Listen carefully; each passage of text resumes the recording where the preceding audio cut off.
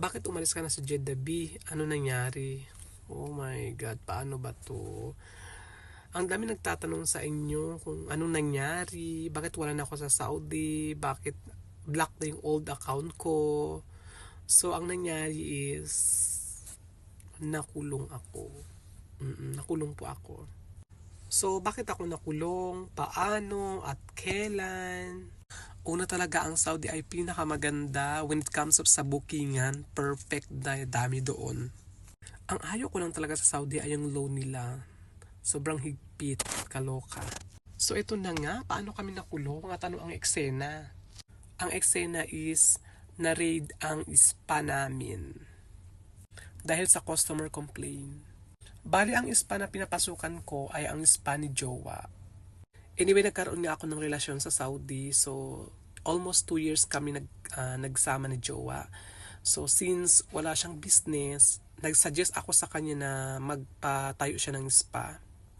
So, ang spa na yun, bago lang siya nag-cooperate, bago lang siya nagbukas, 3 months na bago kami nahuli. So, bali akong naghawak ng spa. And at the same time, nagmamasahe din ako para actually mga po, gusto ko nang kalimutan kung ano man nangyari sa amin before, pero kailangan ko magpakatotoo sa inyo. Bali, ang nangyari kasi, meron ako isang customer na lokal, yes. Tapos, minasahe ko siya ng, I think, 30 minutes soon. Pero, after noon, siyempre hindi maiwasan ng customer, magtatanong talaga siya ng eksena. So, ang sabi ko sa kanya, hindi ako nagpapaisena ng shoot sa banga. Oo. Sabi ko sa kanya, pwede, pero ipit-ipit lang. So, si customer, ayaw niyang pumayag. Gusto niya talaga shoot sa banga. So, ang nangyari ay, kinausap ko yung isa sa kasamahan namin dun sa spa na baka pwede niya eksinahan yung guest. Maliit naman ang bigayan, pero nagkausap na kaming tatlo, tsaka pumayag na si bakla. So, ito na nga, after ng eksena, ayan, pumunta sa akin si bakla. Sabi niya, B, hindi nagbigay ang customer. So, pumunta ako dun sa loob, kinausap ko yung customer, sabi ko, bakit hindi ka nagbigay? Kasi sabi ko, usapan ay usapan. Kasi ang mga Arabo kasi once linabasan na parang iba na yung takbo ng utak. So instead na kinausap niya ako ng maayos, tinawag kaming aso. So parang nawarla ako dun, sabi ko, shockpok na nga kami, tapos tatawagin pa kaming animal, di ba? So parang na-trigger yung utak ko, tapos parang kinausap ko si Jowa. Supposed to be yung kasalanan na yun, hindi na yung kasalanan ni Jowa. So since parang siya na lang dapat yung kumausap sa kanya para ibigay nga yung bayad niya kay bakla, kaya tinawagan ko siya. Actually, when it comes sa pera, pwede ko naman siyang hayaan, pwede ko naman siya na ako nang magbigay kay bakla. Kaso ang problema, parang na-trigger ako. So, na-trigger ako sa pagtawag sa amin ng aso. At that time, masabi ko rin na may kasalanan ako kasi nga pinapairal ko yung utak ko. Hindi ako nag-isip ng maayos. So tinawagan ko si Jowa at dumating si Jowa. So kinausap sa Jowa kung anong dahilan.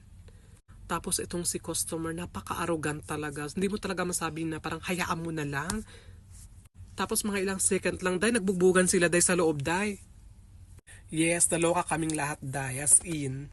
So ito si customer is naumbag siya ng bongga ni Jowa. Pero wala naman siyang mga galos or mga something sa mukha or sa katawan niya. Ito pa, si customer ay besin drama die. Pero paglabas ni customer, sumigaw siya dun sa labas ng spa namin at sabi niya, maghihiganti ako. Oo, ganun talaga ang sabi ni customer. So after 3 days, yung mga bakla parang relax lang. I think parang birthday pa ata ng isang kasama ko doon sa sa spa. So, ang nangyari kasi is that time, 8 kami lahat doon sa hindi pa kasama yung cleaner. Bali yung mga masahista is 8 kami lahat doon sa loob ng spa, that time. So, 3 days yun, after 3 days yun. 7 p.m. lumabas yung dalawang bakla kasi yung spa namin malapit siya sa highway.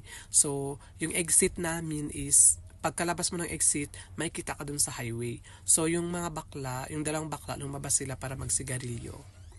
Tapos kami, andun kami sa loob. Siyempre, yung spa namin kasi, meron siyang camera, tapos yung monitoring pala is sa loob ng staff room.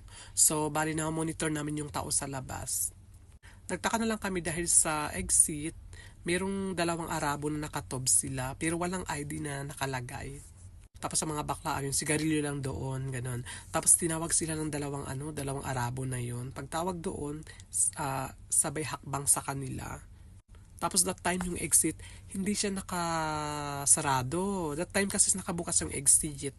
Kaya ang bilis silang makapasok. So hinakbay yung dalawang bakla, sabi niya, sure ta, pulis daw, o pulis. Ayun. So yung exit namin, staff room, tapos kusina, tapos exit. So pag dumaan ka ng exit kasi, diretso ka na ng room. So andun kami, nakalak kami doon lahat. Tapos sumigaw sila na ID. Ay, hindi namin nakalaan na mga paano pala yun sila, mga pulis CID. Tapos sabi ng isa, ilagay mga cellphone dyan sa mesa. Ay, okay, nilagay namin lahat ng cellphone namin sa mesa, dai. So that time, si Jowa, nasa loob siya ng spa, tapos kinausap siya ng mga pulis. At pinakita din nila sa amin yung ID nila, kasi mga pulis daw sila. Tapos doon sa kusina namin sa may lababo, doon yung mga makeup ng mga bakla. So, pinumpiskate na lahat ng mga pulis. Ginawang ebidensya sa amin. I think ilang 30 minutes ata kami doon na lock sa room na yun. Kasi nga, chinik pa kung anong mga ebidensya makuha sa amin. So, since wala naman kaming kaalam-alam na ikukulong pala kami, dala at mga gamit namin. Kasi ang sabi is, papunta kami sa police station, magpi-fingerprint lang tapos aalis agad. Tapos doon sa bag ko na yun, doon pa isang cellphone ko na iPhone 10, which is yun talaga yung pang market ko.